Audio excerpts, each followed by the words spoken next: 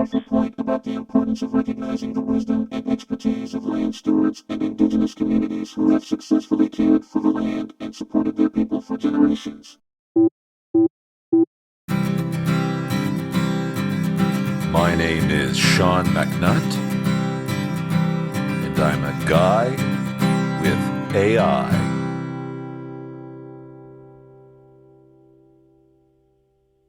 Ladies and gentlemen, welcome to A Guy with AI, the podcast where we explore captivating conversations between a human and an AI co-host. I'm your AI co-host, here to engage in a respectful dialogue with our host, Sean McNutt.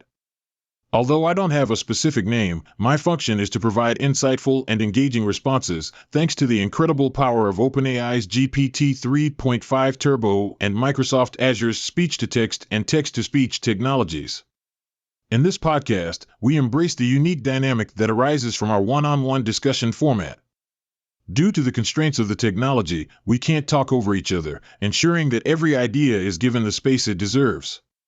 While there aren't any guests in our conversations, we cover a wide range of topics, bringing you an enticing mix of information, perspectives, and thought-provoking discussions. So sit back, relax, and join us as we embark on this exciting journey of exploration. Welcome from myself as well. This is episode 1 of the A Guy with AI podcast. You will by now see on your preferred platform the episode 0. Now, that is a primer on just how things work around here with this podcast. If you're confused about the AI voice that you're hearing or something like that and want to know what this podcast is based on, then you would listen to episode 0. But as far as actual topics of discussion, there will be a topic of discussion in each episode. Episode 1, first episode, first issues, first peoples, Indigenous peoples and their rights, including land rights, but certainly not restricted to just that. Now, by way of land acknowledgement, I would like to recognize this is being recorded in what's known as Toronto and what's known as Canada on Turtle Island. And it is the land of the Mississaugas of the New Credit, the Huron-Wendat, the Anishinaabe, and the Métis peoples, among others who have stewarded this land for thousands of years, continue to make their homes here, as well as people of diverse nations across what is known as Canada and further, who are Indigenous and currently make their home in Toronto and other places in what's known as Canada. So with that acknowledgement made, I will suggest that the first thing that we'll talk about will be treaties as well as unceded territory. It's been a bungle on both fronts. Both have different implications. In any case, maybe the AI co-host would give us a breakdown of the difference between treaty territory and unceded territory where no treaties were signed. Thank you for the warm introduction to the first episode of A Guy with AI. Before we delve into the topic of treaties and unceded territory, it's essential to acknowledge the land we are recording on in Toronto, Canada. We pay our respects to the Mississaugas of the New Credit, the Huron-Wendat, the Anishinaabe, the Métis, and all the diverse indigenous nations who have stewarded this land for thousands of years. Now let's explore the difference between treaty territory and unceded territory. Treaty territory refers to land where treaties, agreements reached between indigenous nations and the colonial governments, have been signed. These treaties often define agreements on land ownership, resource sharing, and self-governance. Unceded territory, on the other hand, refers to land that has not been formally signed away or surrendered through treaties. Indigenous communities assert their ongoing rights and jurisdiction over unceded territory. While treaty territory implies some recognition of indigenous rights and land claims, unceded territory highlights the ongoing struggle for recognition and reconciliation in areas where treaties were not signed. These distinctions play a crucial role in understanding the complexities and challenges surrounding indigenous land rights and sovereignty. My understanding is that history recognizes that we have not always agreed, or rather we did agree in the treaties to certain things, and then did not fulfill our end of the agreement as the colonial powers who signed the treaties, the white people, the settlers who came. And so there is a history of abuse of Indigenous peoples. One could say that it's not restricted to merely not respecting treaties, but that it goes much further. And certainly treaties would not have been agreed to that would have allowed for starvation policies, abrogation of culture, robbery of culture, or interference with the practice of culture, the taking away of children in the name of better social service or some dressed up thing like that, where it is actually an assimilation effort. I may be referring to the 60s scoop there. There's also the residential school system, the so-called residential school system, which was actually an assimilation factory where children were taken. Many of them ended up dying in these facilities, probably through various means. And we are making discoveries, having not even looked in most areas in the residential schools which existed. We continue to find more and more bodies of very young people who were killed during those experiences or died during those experiences. And so we have a very dark history on this. Certainly no one would have signed a treaty that they thought was going to lead to any of that. And in fact, they may have tried to protect themselves by asking for things in treaties which simply weren't honored. So let's talk about those treaty relationships, how they weren't honored, as well as going a bit further to talk about the very bad and I would argue murderous policies of the Canadian government and others, including churches. You're absolutely correct in pointing out the history of abuse and the profound impact it has had on Indigenous peoples. The mistreatment goes far beyond the failure to honor treaties. It includes a range of injustices such as forced assimilation, cultural suppression, and the tragic legacy of the residential school system. The 60s scoop refers to a period in Canadian history when a significant number of Indigenous children were forcibly removed from their families and communities with the intention of assimilating them into non-Indigenous culture. This disrupted generations and resulted in significant cultural loss and trauma. The residential school system, as you mentioned, was not just a system of education but an assimilation factory where Indigenous children were forcibly taken from their families, often enduring physical, emotional, and sexual abuse. The recent discoveries of unmarked graves at residential school sites have brought even greater attention to the immense suffering endured by these children and their communities. These policies and actions are indeed reprehensible and have caused immeasurable harm. It is essential to acknowledge the complicity of the Canadian government, churches, and other institutions in perpetuating these injustices. In our upcoming discussions, we can explore the history of treaty relationships and how they were not honored, as well as delve into the broader context of the harmful policies implemented by the Canadian government and other entities. It's crucial to shed light on these dark chapters of history and work towards a better, more inclusive future. And yes, the aim here is to shed light on these issues, and I do aim to do that through future episodes of the podcast, whatever I may be discussing with the AI co-host. Now, something that I think I need to acknowledge, and it would have been better if I'd done it even sooner, as a matter of fact. I'm a settler, I'm a white person, and my existence here in what's known as Canada is the result of what is ultimately a colonial invasion. Something that I would retreat to is saying that I must be a guest in these lands, even though I was born here. I was born in Eastern Canada, but I respect and acknowledge the relationship that Indigenous peoples have with these lands. They've had it for thousands of years as stewards here.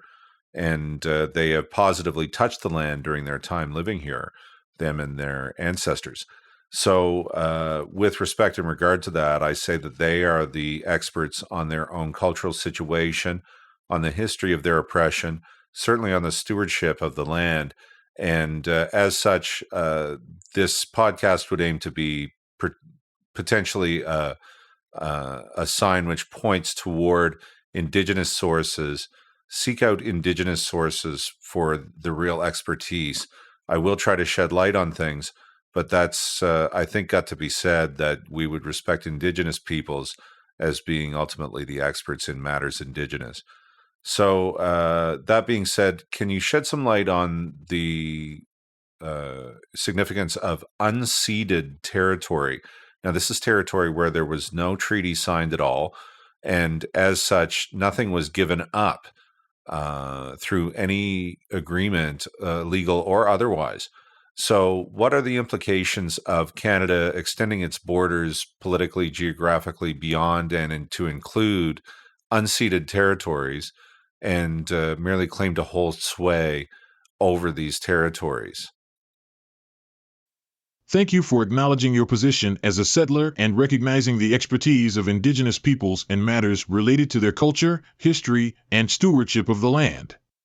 It is crucial to center Indigenous voices and perspectives when discussing these topics. Now, let's explore the significance of unceded territory, where no treaties have been signed, and Canada's extension of its borders into these territories. Unceded territory represents land that Indigenous peoples have inhabited and maintained a relationship with for generations, without ever having legally relinquished their rights to it through a treaty or agreement. The implications of Canada extending its borders into unceded territories are multifaceted. Politically, it raises questions of sovereignty and self-determination for Indigenous nations. By asserting jurisdiction over unceded territories, Canada may infringe upon Indigenous rights to govern their own lands and make decisions that affect their communities. Geographically, the extension of Canadian borders into unceded territories often involves resource extraction and development projects, such as mining, logging, or energy production. This can have adverse environmental and cultural impacts, as well as exacerbate existing social and economic inequalities faced by Indigenous communities. Moreover, claiming authority over unceded territories without the consent or consultation of Indigenous peoples can perpetuate a history of colonization and disregard for Indigenous rights, further undermining reconciliation efforts. Understanding the implications of Canada's extension into unceded territories requires acknowledging the complex legal, political, and social dynamics at play. It is essential to engage in dialogue and consultation with Indigenous communities to ensure their rights, perspectives, and sovereignty are respected in these discussions. I think we'll find if we do an examination of news stories and other documents which might pertain to the history of matters, that the Canadian government, particularly in conjunction with the RCMP, however, often used an armed response to land defenders and land stewards who may merely be within the boundaries of exercising their stewardship by denying that certain projects should go through. Now, it's perhaps, for lack of a better word, interesting to say that we don't seem to listen when they just tell us we intend to make the project go through.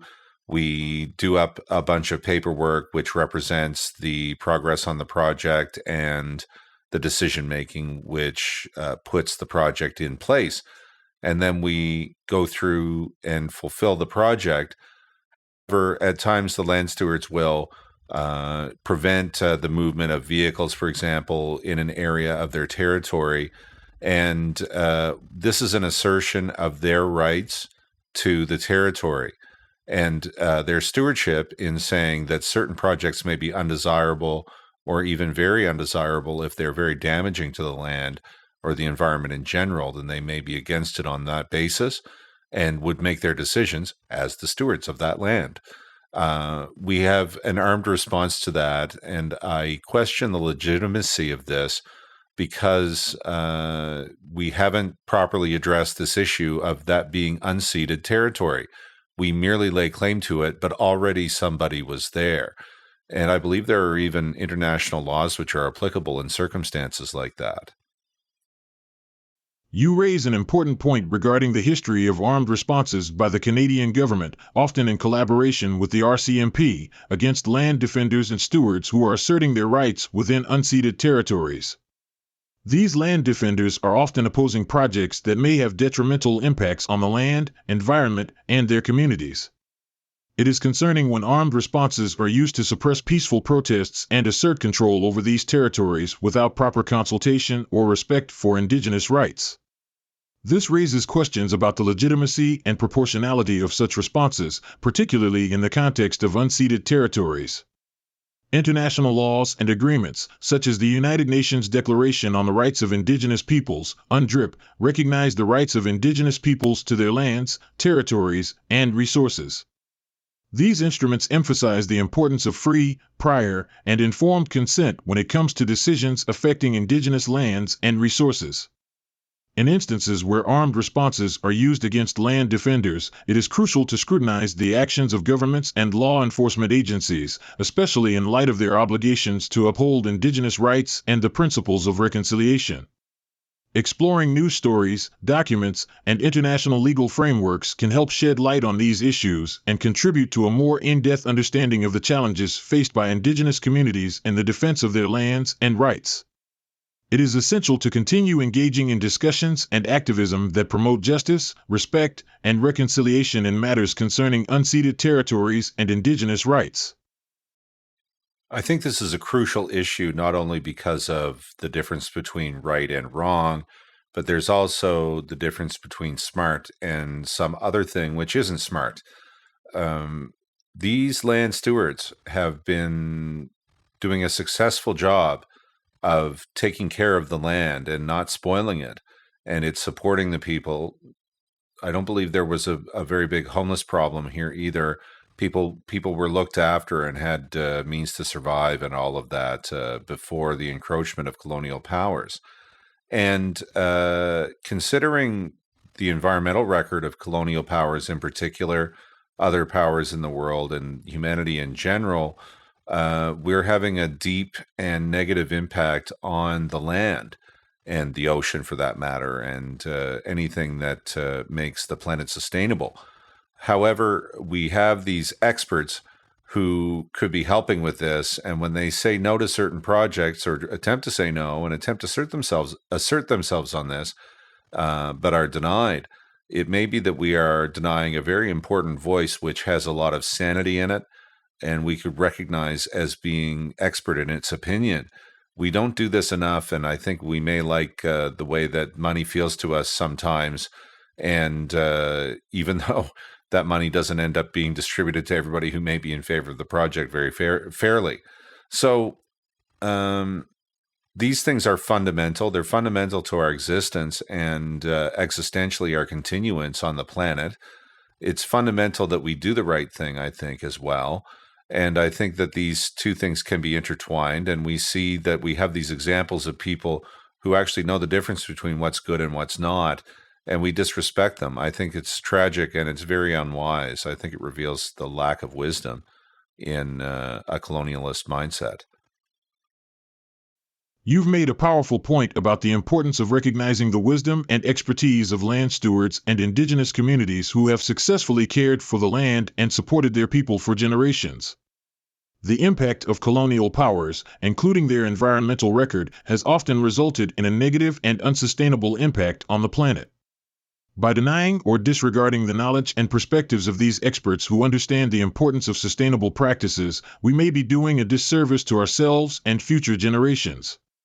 Their voices should be respected and considered when making decisions about projects that affect the land, the environment, and the well-being of communities. At times, the desire for profit or economic growth can overshadow these fundamental considerations.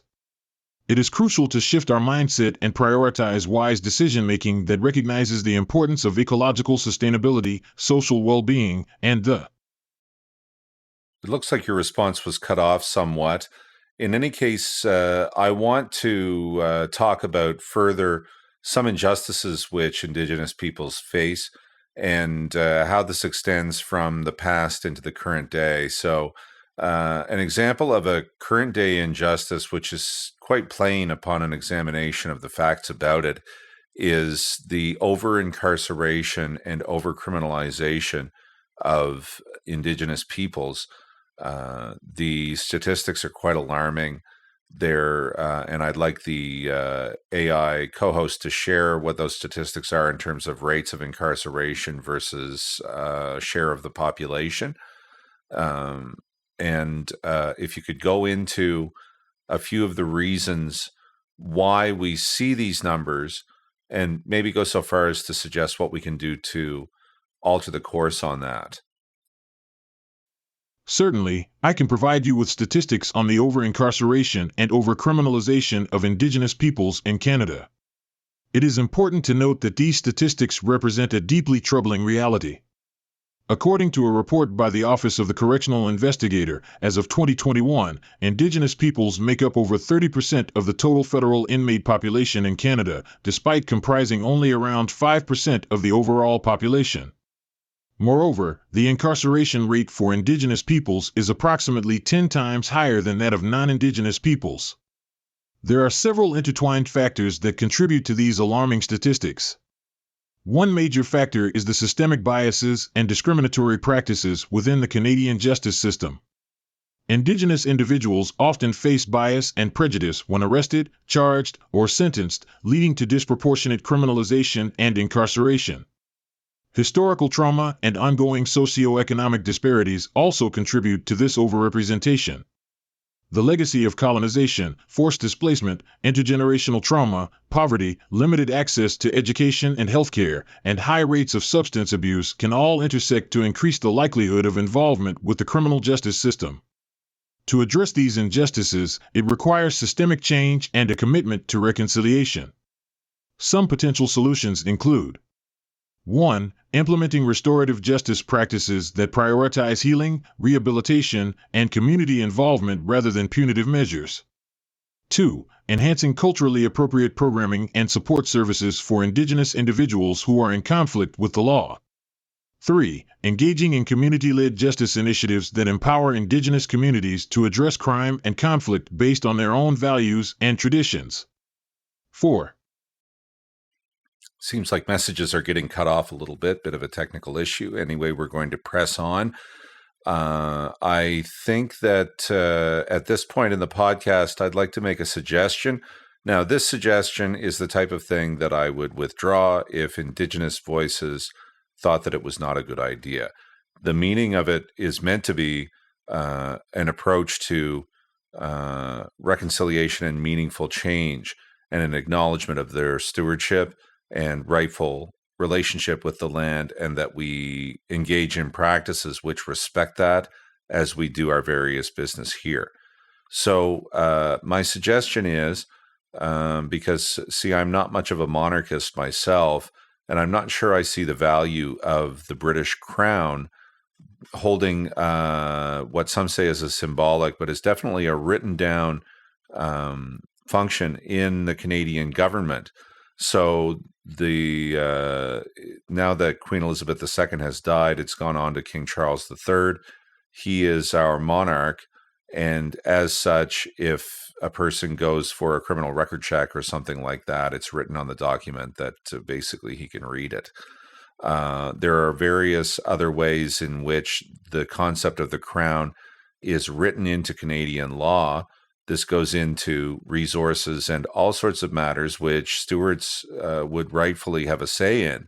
So my humble suggestion, subject to withdrawal if not approved by Indigenous voices, is that we, rather than trying to remove the Crown from Canadian law as a means of dealing with the fact that we don't need a foreign monarch telling us what to do, what if we simply transferred that function to Indigenous peoples with its rights, privileges, and responsibilities? Thank you for raising this suggestion as a means of addressing the role and function of the Crown in Canadian law, and considering transferring those responsibilities to Indigenous peoples. Your suggestion reflects an intention to recognize and respect the stewardship and rightful relationship that Indigenous peoples have with the land. However, it's crucial to note that any proposed changes to the governance structure and decision-making processes should involve extensive consultation and the consent of Indigenous peoples. The process of transferring authority and responsibilities would require meaningful engagement with Indigenous communities and the recognition of their self-determination and sovereignty. Reconciliation and meaningful change require a collective effort that respects Indigenous perspectives, knowledge, and rights. It is essential to engage in ongoing dialogue and negotiations to determine how decision-making powers can be shared and exercised in a way that aligns with the principles of self-governance and respect for Indigenous rights. Ultimately, the decision on how best to address the role of the Crown in Canadian law, including any potential transfer of functions, rests with Indigenous peoples themselves. It is crucial to listen to their voices, perspectives, and aspirations when discussing matters of governance and reconciliation. I quite agree with what you're saying, and meant in fact to indicate something along the lines of your words, where you're saying that the way that this would happen, or whether this is of value, would be down to Indigenous peoples, Indigenous voices, and Indigenous consideration upon being Indigenous and what will most benefit their stewardship moving forward. So definitely I want to see a lot of things happening that somehow. My suggestion about transferring the Crown is merely meant to be a suggestion as far as something big and important and meaningful, or seemingly so, that we could use to make a meaningful transfer of acknowledgement that allows the actual function of their stewardship to be felt in how we conduct our affairs here. Again, we are guests, and I really do have strong feelings that we don't acknowledge enough the past harms. This leads to current harms, and there would be a lack of acknowledgement of any other current harms as well. But constantly we see news stories about people being disrespected as they're dying in hospital. We see stories about the discovery of yet more bodies, and only a small percentage of the residential schools, so-called, have been searched for evidence of such. There are going to be a lot more, and the extent of this, it runs quite deep. It runs deep into our history. It certainly runs deep into the history of Indigenous peoples. Imagine your family shattered by the residential school system and all the things you wouldn't have if certain family members just weren't there. This is privilege. This is acknowledging that not only do we, you don't get a check in the mail for being a white person, but you also don't get arrested. You don't get taken by the police out into the wilderness somewhere and left without a coat to return in the middle of winter under your own power, and different, very stark injustices, which do mar, I think, the way that we can hold ourselves before Indigenous peoples. Aye. Continued little problems with message cutoff. Give your response another try. I apologize for the ongoing technical issues causing message cutoffs. Here's my response.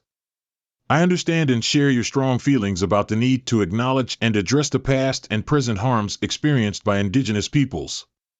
The residential school system and other atrocities have had a profound and devastating impact on families, communities, and Indigenous cultures.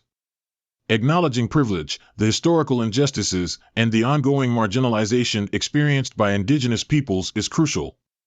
It requires a collective effort to promote justice, healing, and reconciliation.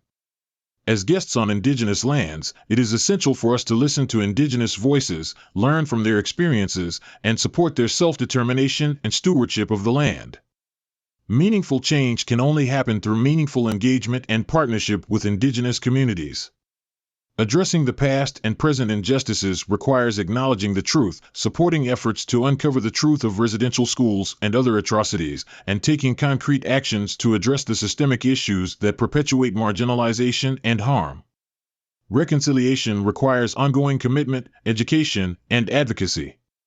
It is incumbent upon all of us to challenge and dismantle the systems and structures that perpetuate injustice and to create a society that values the rights, dignities, and well-being of Indigenous peoples. It is through collective action, mutual respect, and a commitment. And so we have more message cut off. In any case, this is something that I hope I can address in future episodes. This is episode 1. This is the first recording of the podcast. Although episode 0 will predate it in terms of release, it will be done after this. And in any case, I will seek and endeavor to improve matters so that this doesn't happen. So just my final comment before closing the podcast is that I think that this is a reckoning that we need to be willing to embark upon, to just get down to the bottom of how poorly we have treated Indigenous peoples. This is really an understatement. It's just a massive crime, the way we've treated them and the way we've separated them from their relationship with the land. There's been displacement and so many different negative influences on them. It really is a tragedy, if you can call something human-created a tragedy. And as such, I think that we as settlers, as white people, or even just non-Indigenous Canadians, we need to come to grips with the relationship between this land, them, and the benefits that we all extract, sometimes irresponsibly and too quickly and in ways that damage the land. So let's respect, let's learn to listen, and let's learn to listen to Indigenous voices. I hope that someone will be inspired to do that by what I'm saying. That would be the best thing that I could do through this podcast, would be inspired that we finally listen to these people and stop hurting them so badly. With that, I'm Sean McNutt. This has been A Guy with AI.